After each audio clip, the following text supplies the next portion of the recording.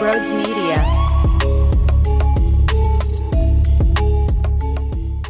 I got a question for everybody listening. Question number one.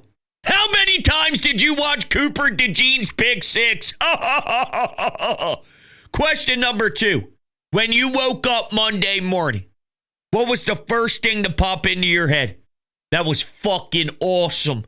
I'm so glad that wasn't a dream.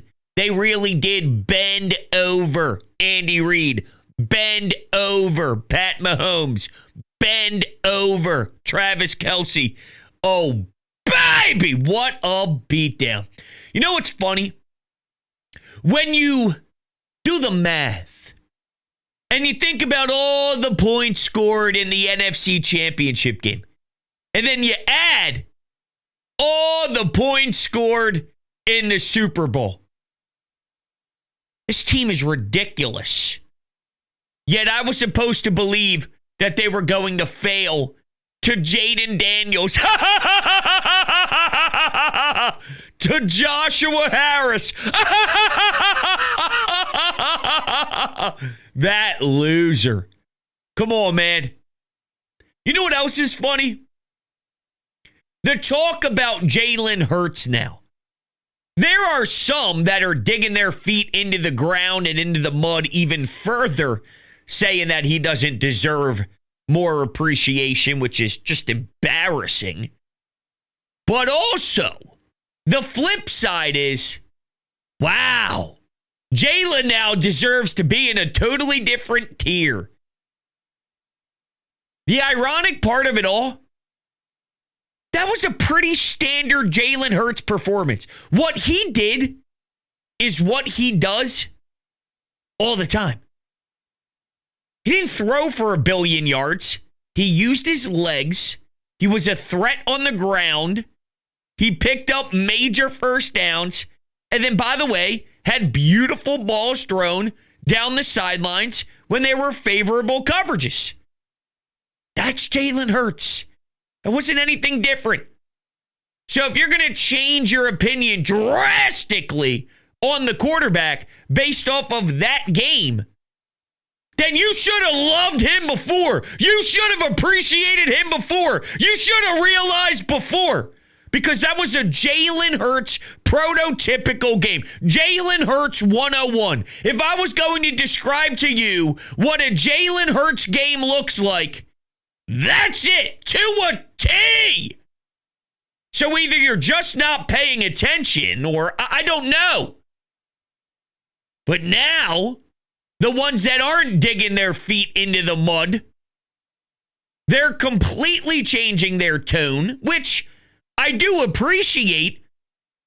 I think it's pretty obvious the guy's a winner. Yo, one of his first quotes after he won the Super Bowl and was named and announced Super Bowl MVP, he stated, quote, "I've still yet to arrive. We have yet to arrive as a team." Come on, man. This cat's different. This dude is wired different. Not even happy about it.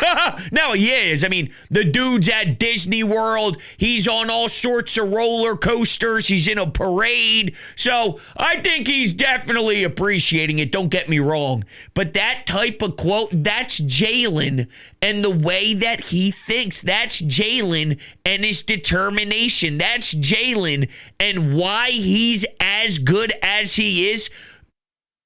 Some quarterbacks just have a ridiculous arm. Some quarterbacks can drop back and throw it 900 yards in the air. That's not Jalen, and that's okay because Jalen's a stud. One of the takes that makes me crack up is, wow, the Eagles just put everybody on notice that you can win with just a blah quarterback if you build within the trenches. Holy shit, how dumb are you? Holy shit, how dumb are you? Holy shit, how dumb are you? Maybe, just maybe, you should start giving more credit to QB1. I was told my man can't read a defense. It's just the most laughable statement in the world. I know this is probably hard to visualize without ESPN and the Get Up screen that was being shown while Dan Orlovsky explains. But this is now the 1,000th different video of Dan Orlovsky showing the greatness of Jalen Hurts pre-snap and seeing what the defense is trying to do and having an answer within seconds. And part of this is why you have an incredible throw to Jahan Dotson down the right side to put you at the 1, which, by the way, resulted in a tush push and 7. Saquon, phenomenal blitz pickup, but this is Jalen studying the tape, studying the film, studying Spags, knowing what's coming, seeing certain coverages, utilizing motion, seeing what the defense is in based off that motion, and then having a direct correlation with the success. Jalen is a dog, and people are dumb. Keep counting him out, baby. Keep counting him out, because you know what? He does thrive off of that. As much as he wants to pretend that he doesn't, he does. So maybe it's a good thing if there's still shots taken at my QB, because he eats that up, spits it out, and then goes and drops 55 in the NFC Championship game, and then puts up 40 on Pat Mahomes. By the way, he's done better than Pat Mahomes now twice. In 2 Super Bowls, he's done better than Pat Mahomes. Just unfortunate that the defense didn't help out 2 years ago. But in regards to, who balled and who stood out and who performed better, Jalen has dominated the QB versus QB matchup twice now with Patrick Mahomes in the Super Bowl. Just let that sink in. But anyway, here's Dan Orlovsky on the way he phrased it on Twitter. Quote, Hurts has become one of the better at the line of scrimmage quarterbacks around. He was sensational. All kudos to him. All right, listen to this 1 minute and 22 second clip of Dan Orlovsky. I think what's been undervalued, his growth at the line of scrimmage and his ability to get them in and out of plays. I mean, he sees the pressure coming from the top of the screen. He changes the play. Now, I want you guys to look at the defensive ends. One up top has his hand in the ground. One is standing up. Indicator that the one standing up is going to be the dropper. He knows the pressure is coming. Great block by Saquon Barkley. It's one-on-one, and Jalen Hurts has proven if you give him one-on-one downfield outside the numbers, he's about as accurate as anybody in football. Third down. Watch the motion by Devontae Smith. Defensive guys, you know this. We motion, you don't adjust. We know it's zone coverage. Now that ball has to come out of time right now. He's throwing the ball before Devontae's out of his break. That's in complete control. Ball's out in that soft spot. First down. Motion comes again. That safety's going to drop down. That indicates to a quarterback, I'm expecting man coverage. Jalen is going to give a trigger signal to A.J. Brown of like, hey, I want you to run the go route. We've seen the ball over the top. When he makes this throw, the corner's actually on top of A.J. Brown. That's why you got that back shoulder fade. And then the beautiful touchdown pass to Devontae Smith to basically seal the game was sensational. Look how quickly they break the pocket. This is a beautiful job by Kellen Moore. He understands, like, the defense has blown the coverage. Ball goes to the right place at the right time. Listen, I got to give Jalen Hurts his flowers, man. He was sensational last night. Lewis said it. He had one bad play. Dominate. Wait a minute. I'm supposed to believe that my man doesn't know how to see what the defense is trying to apply, and he doesn't know how to counter it. This dude is a legitimate star. This kid is a serious weapon, and it may not all be arm talent, which, by the way, isn't getting enough love as it deserves. That throw to Devontae was filthy, and he's gross. And those throws with one-on-one coverage on the outside, he literally places it with perfect placement. What, 74 out of 75 times? Seriously, how many times is there one-on-one coverage with AJ, one-on-one coverage with Jahan Dotson, and it's never a doubt. It is just perfectly timed right with the receiver. Go run into it. Go beat your man. And it is dropped right in the hands every single time. So let's not disrespect his ability to throw the football. What makes him so unique, though, is his brain. Is his ability to understand what's going on out there. He's not perfect. Nobody is. Pat Mahomes is still a great quarterback. Dude got swallowed up. So there's a lot of factors. But there's no doubt about it. Jalen's a killer. And knowing how obsessed he is with the craft, knowing how obsessed he is at maximizing his individual greatness, one, that's extremely motivating for everybody else because you got to keep pace with your leader. You got to keep pace with your quarterback. You're going to get left behind if not. But number two, that stuff is contagious. That work ethic is real. And Nick Sirianni brings it too. Guys around the building 24/7. Guys always willing to learn. Always willing to adapt. Always willing to listen. Always willing to study. Always willing to keep attacking nonstop in his CEO role.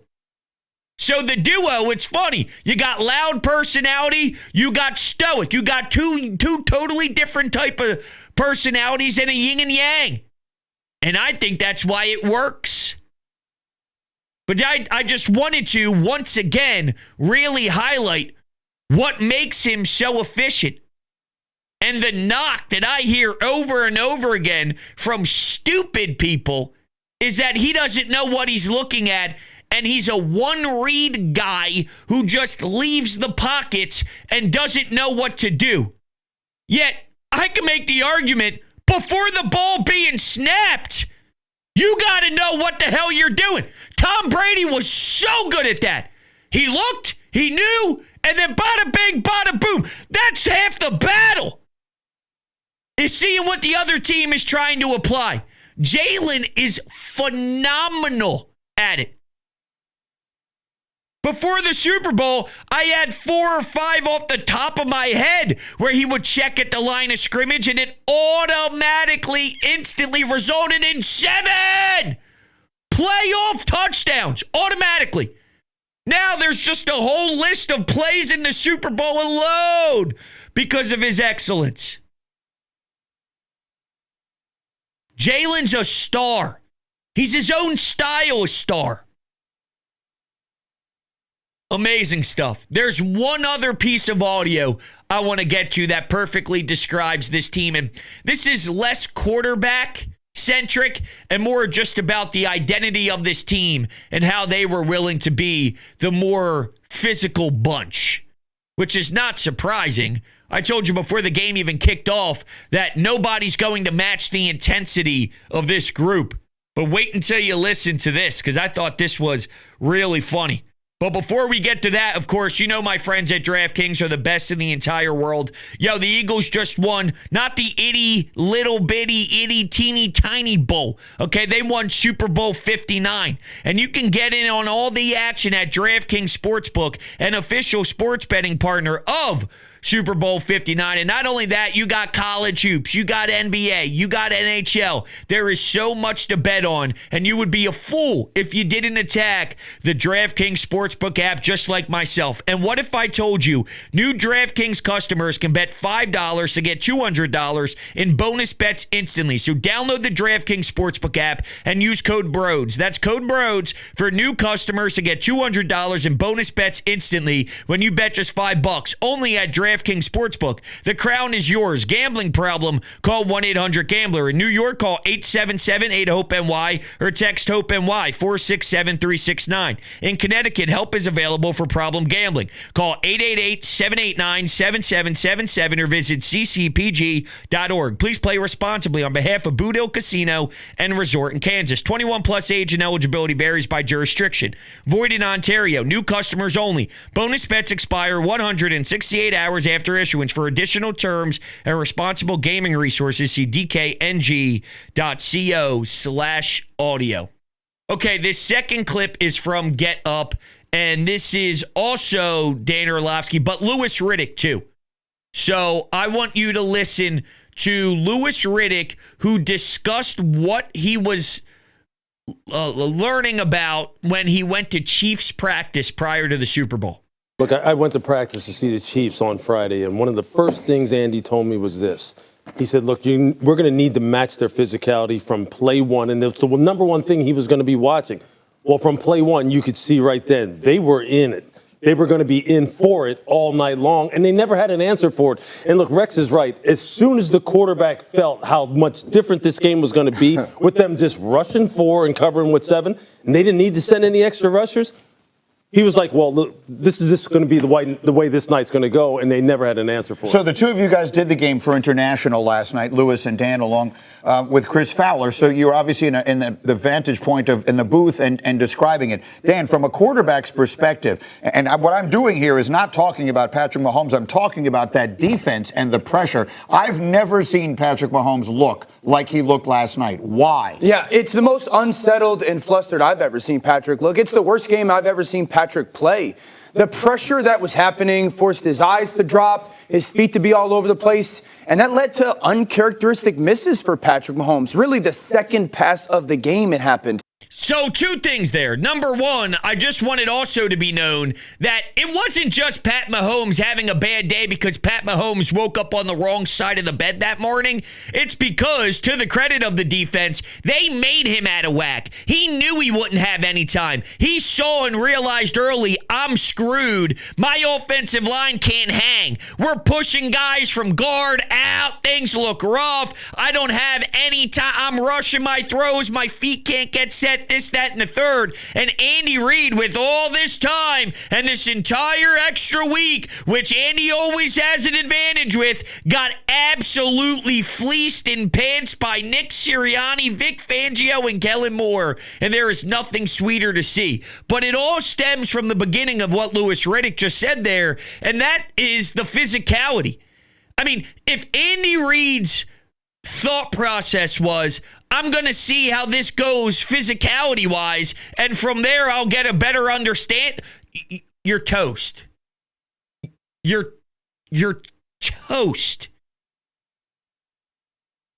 If you don't go in there thinking, we are going to be the more physical team. We have to be the more physical team. If we aren't, we lose and we get beat up and we get embarrassed. So you better show the fuck up and play. You better win your one-on-one battles. You better lower your shoulder and attack. If you don't go in with that intensity and you'll say, well, let me see how the first couple of snaps play out, and then from there I'll know. Well, you lost. Because the way I just laid it out with that fire, that's the way the Eagles were going into it. So if you, on the other side, think, all right, let's see, done. Done. Come on, man. Let's see. Let's see how it goes. Done. Their hunger was never going to match the hunger of the Philadelphia Eagles. And that was clear from the get-go. And I'm not surprised that your dominance really did break them.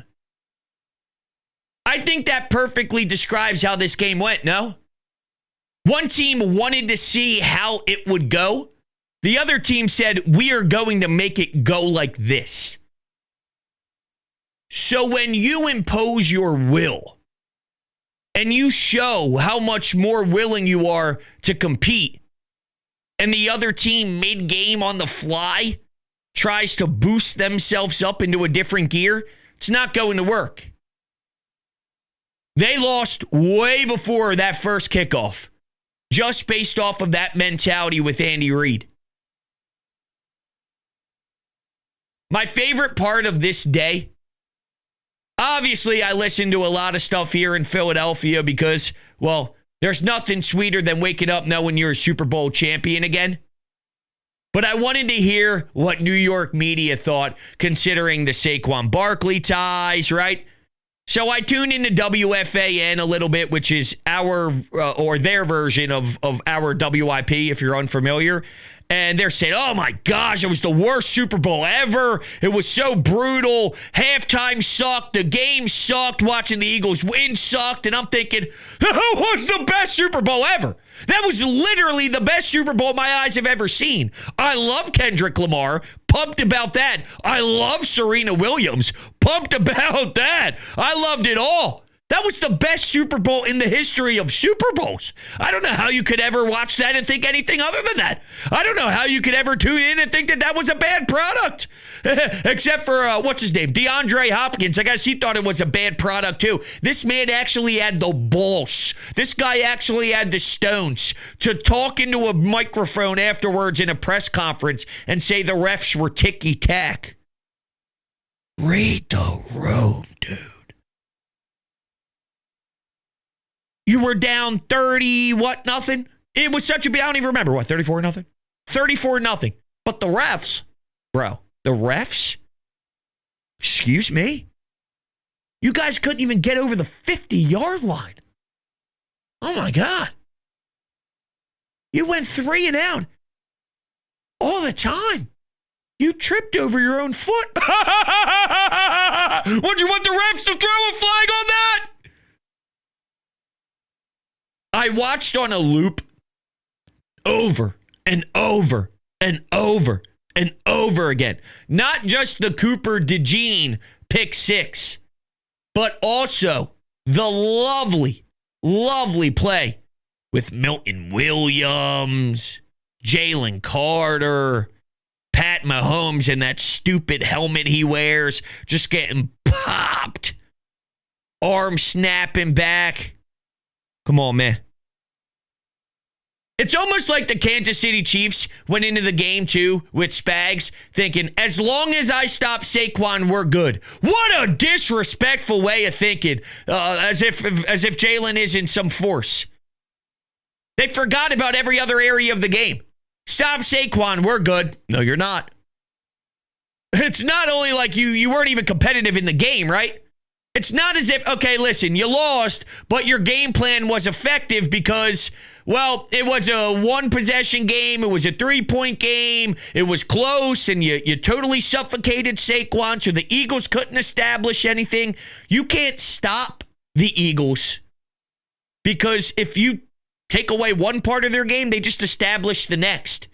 And you can't stop their number one defense, their number one D-line, their number one O-line, their passing game, A.J. Brown, Devontae Smith. You can't stop them all. So you have to pick and choose your poison. I get that. But the fact that once you realize that this thing ain't working, you had nothing left. That's it? That's all you came up with? They didn't have plan B, plan C, plan D. They didn't have any of that, didn't seem like. So either they assumed this was golden, or 2, they knew if they didn't stay with this, well, the alternative is Saquon goes 60 to the house. So this is what we have to do. We got to trust our offense could give us some life at some point, which they eventually did once our backups were in the game. Amazing, isn't it? Hey, Vic Fangio, 0-8 versus Mahomes. 1-8, bitch. Hey, I love HelloFresh, and I know you will too. With HelloFresh, you get farm-fresh, pre-portioned ingredients and seasonal recipes delivered right to your doorstep. So skip trips to the grocery store and count on HelloFresh to make home cooking easy, fun, and affordable. That's why it's America's #1 meal kit. A crazy schedule can make it easy to fall back into your dinner time recipe rut. So keep mealtime exciting with over 40 recipes to choose from every week, and there's always something delicious to discover with HelloFresh. HelloFresh does all the shopping and meal planning for you, and ingredients arrive at your doorstep already pre-portioned and ready to cook, along with pictured step-by-step recipe cards. How easy is that? So this is what you need to do. You need to go to HelloFresh.com/50Brodes and use code 50Brodes for 50% off plus free shipping. That's code 50Brodes for 50% off plus free shipping. HelloFresh is America's #1 meal kit. When I tell you HelloFresh is the best in the entire world, I mean that. It has changed my wife and I's life, and I literally cook every single night with HelloFresh. So make sure you join the HelloFresh family. All right, let's take a couple of your calls, shall we? Let's go to the Anytime Hotline and hear the reaction after becoming Super Bowl 59 champions. We just won the Super Bowl, bros. I'm so happy. Dude, second Super Bowl. Oh, my God, dude. This is just a dream, dude. I can't believe it. I can't wait to be on Broad Street with the parade. I just can't be. Oh, my God, dude. I have no words. I'm just so thrilled. I'm just so happy, man. Man, it's been a great season. and Saquon Barkley we trust. Jalen Hurts has been incredible for us this game. It is incredible. Everything about this. We knocked off the Chiefs, spoiled the three-peat, and the Philadelphia Eagles are champions. Have a great night, bros. I know everyone else is. It was so good, and in a way, I know you can look back at 2017, and I'll probably end up at some point walking through both experiences and, reflect back on 17 versus 24. Not that there's a good and a bad, or one is better than the other, because there's no such thing. All championships are great. There's just different personalities on how you win that championship, and I think the toughness of next man up in 2017 was a big deal, and that definitely embodied the city of Philly. But I also think the turmoil, I don't know if turmoil is the right word, but the adversity, I think that's a basic word that Nick Sirianni utilizes a lot. But the adversity of this group from last year's collapse to the start of this season, the first 4 weeks being 500, Nick Sirianni, AJ and Jalen, Brandon Graham and his radio hit, all of that, and to somehow embrace it, and now you got My Prerogative being this huge song for Nick Sirianni singing when he's celebrating with the squad last night. I don't know. I think that says a lot. The way Jalen has overcome a lot of the noise, the way Nick Sirianni, I could understand Jalen doing it because that's just Jalen's style and that's just the way he rolls and that's the way he operates. But Nick is a very outspoken, emotional guy with a ton of fire, and he's willing to speak his mind, and he's filled with energy, and I really think he grew up. He did a phenomenal job of maturing as a coach in the middle of the season, which is never easy to do, right? Normally, and he probably got thrown into it where hey, your back's against the wall here, dude. You have to mature now or else, right? And there were some high-intensity moments there and a lot of pressure after those first 4 weeks with that early bye, which originally I thought was going to set this team up for a bad spot because then they're tired by week 10, 11, 12, 13 with no chance to kick back and rest for an entire week when they hit a wall the year before and completely crumbled. I didn't love it when I first saw the schedule release, but then I'm like, that was probably the best timing that you could have ever asked for. You let them breathe, you let them regroup, and they knocked it out of the park. But Nick Sirianni really matured mid-season, and it's probably easier to do it when you have an off-season and, you just have more room to breathe and you can just look at things differently. But he had to do it in the moment in stressful spots while trying to win football games. And he did such a good job. Kellen Moore, how about the adversity of having to be in the same shoes as Jonathan Gannon? And we hated the Jonathan Gannon experience with everything that happened with Arizona. This guy was locked in, dialed in with the OC mindset, and credit to Nick Sirianni for having his coaching staff as wired as they were. And maybe he took a different route compared to everything that happened with Gannon. Maybe a lot of it is just Gannon's immature and Kellen Moore seems to have his head on straight a little bit smoother. But it is just a remarkable job by this staff, and I think they've done such a great job as a team to follow the leader here, and the leader did an amazing job on the fly to get back on track, and that's not a simple thing to do. Not in this town.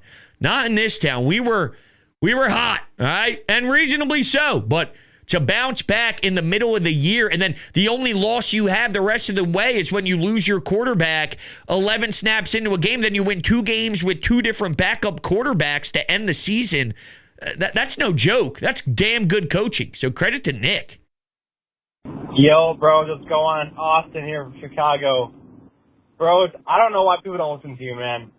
You know your shit, bro. We absolutely milli-whopped the Chiefs. I feel amazing.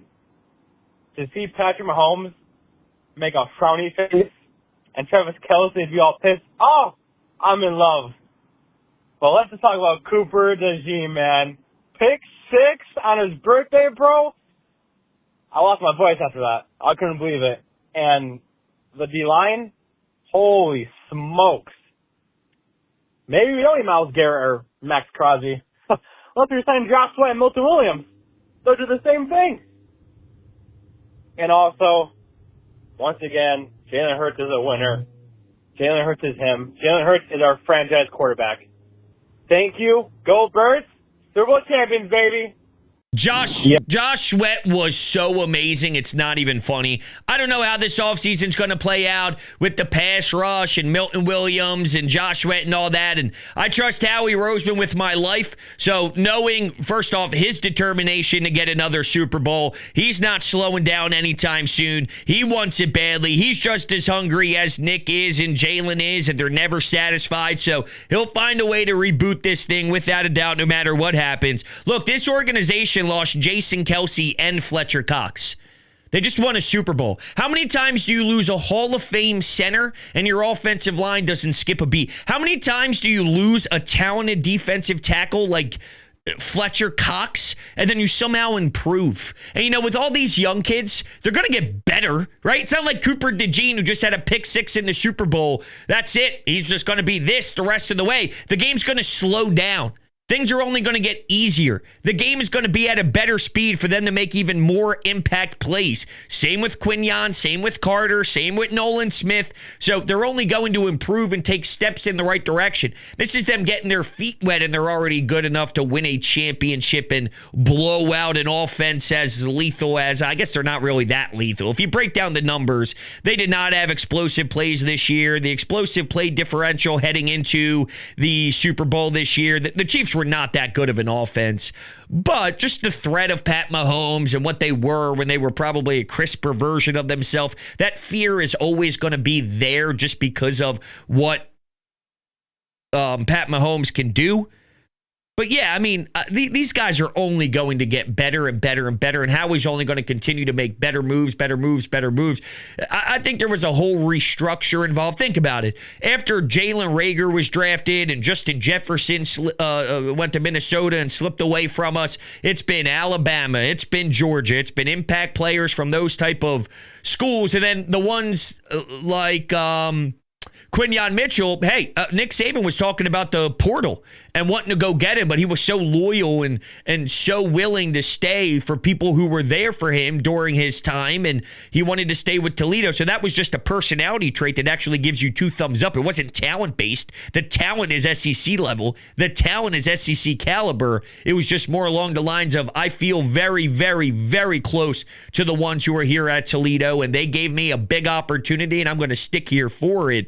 And that actually says a lot about who the person Quinyon Mitchell is. Cooper DeJean, Iowa always has a good defense. So, look, you're always going to find guys that aren't from Alabama and aren't in the SEC, but you could tell the nature of the structure from Howie Roseman. There was a monster switch since the J.J. Arcega-Whiteside days and the Jalen Reagor days. You got guys making impacts in the Super Bowl who's drafted in 4th round, 6th rounds, deep into the draft. In Super Bowls, making big plays. A lot of them. A lot of these draft picks who, once again, are only going to continue to improve. That's special. Now, in regards to why don't people listen to me? Listen, they do when it comes to garage beer. I see it. People tweet me all day, bro, just garage beer is amazing. I said, I know. So as long as you listen to what really matters, drinkgaragebeer.com. 0% IPA, 100% light beer, 1,000% quality. There's no better beer, especially this Friday when you're at the parade and you're getting boozed up and you're down Broad Street, you're walking the streets of Philadelphia. There's only one beer to shotgun like your Saquon Barkley in the locker room, okay? And that's garage beer. Let's take one more call and then we'll tie a bow on it. Yo, Brodes, it's Frank. That's 2-time Super Bowl champs, baby. E-A-G-L-E-S, Eagles! Go Birds. That was a fucking ass-whooping. Go Birds. It really was. Seriously, truly, it really, really was. Nick Sirianni, he's going to end up getting an extension. Hey, the talk was Andy Reid, when he has extra time, is an unstoppable force. That was arguably his worst coach game in forever. It didn't even look like he did anything. He had no answers for anything. That was a coaching beatdown. That was Nick Sirianni. Think about how that team came to play. Think about how hard that team left that tunnel. And then, hey, Halftime comes. You had a comfortable lead, but the graphics showed it. If you go up 10 by the Chiefs, they're not dead, okay? Pat Mahomes can come back. And I know the lead was bigger than 10 at that particular time, but I'm just saying, would it have shocked anybody if out of half the Chiefs scored, right? And you go, all right, we got a ball game here, boys. Nothing. Instead, get a stop, milk half the third quarter, keeping the Chiefs on the sidelines, picking up big first downs with your legs as your quarterback picks up first downs using his run game. The complete opposite happened. You stayed in control. It's a well-coached team with a phenomenal quarterback.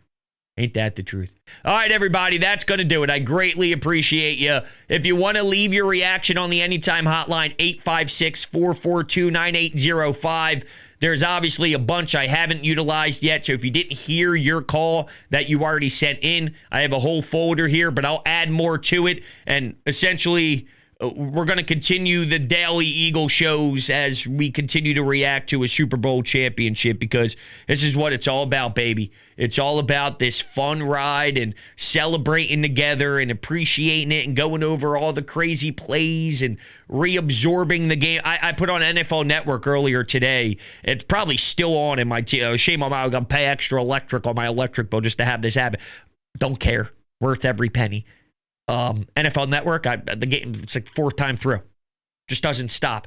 I walk up, it's the second quarter. I'm down here, I do work, I go up, it's the first quarter. The whole game played through, they're starting it back. I walk up, it's the fourth quarter, they're winning by 55 million. I walk up, there's the ceremony, and there's Jalen with the trophy. I walk up, it's the first quarter again, all day, repeat. My dogs are probably like, yeah, this is the best day ever. Listen. Appreciate you guys. I love you. You know that. Go Birds. Super Bowl champs.